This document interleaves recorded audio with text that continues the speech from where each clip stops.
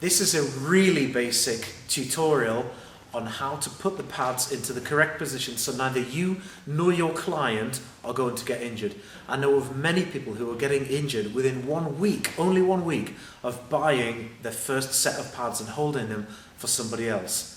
This is no substitute for getting training from somebody on how to hold the pads, but hopefully this will help, and hopefully this will prevent you getting any injuries if you decide to hold the pads, which, let's face it, are the most useful tools of our trade, because these make us as a personal trainer absolutely indispensable, because no one can do pads on their own. Here's a few good pointers to get you started.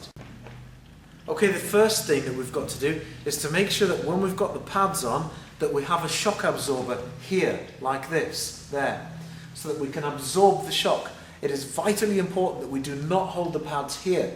Otherwise, if we hold the pads like this, like so many do, we're going to invite a rotator cuff tendon injury, and it's going to be very, very quick for you to get that injured. So we must hold the pads here, like this, there. Now you don't want them too far apart either. If they're too far apart, your puncher will go off balance when they're throwing the punches. The first time you do this, it can be quite scary. So don't do this either. If you do this, you have a problem with the wrist if someone punches here. You want the pads there, about 90 degrees, like this, there. That's the ideal place to hold the pads with your upper body. The next thing we've got to consider is stance. We have to have a shock absorber lower down. It's vitally important that I have a good strong base or stance when Rich is going to throw his punches. If I have my feet together like this and Rich punches, I'm going to get blown off my feet. So I have to have a shock absorber here and a shock absorber here. The next thing that we've got to do is make sure that when Rich does indeed find his range, that we do it with the shoulder forward, there. This shoulder is forward when I take the pad there.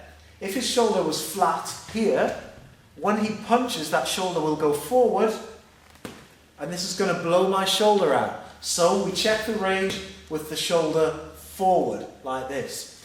Another thing we've got to make sure of is that, say if Rich was a lot shorter than me, we're the same height, but if he was a lot shorter than me, I don't just put my hands down to him like this. I should hold the dot level with his shoulder, but if I hold it down like this and he were to punch my pads, this is going to break my wrist. So we have to make sure that we get down with our legs and we keep this straight. This wrist must be straight, like this. So if you're very tall working with someone short, you get down with your legs. Otherwise, you're going to invite an injury to the wrist.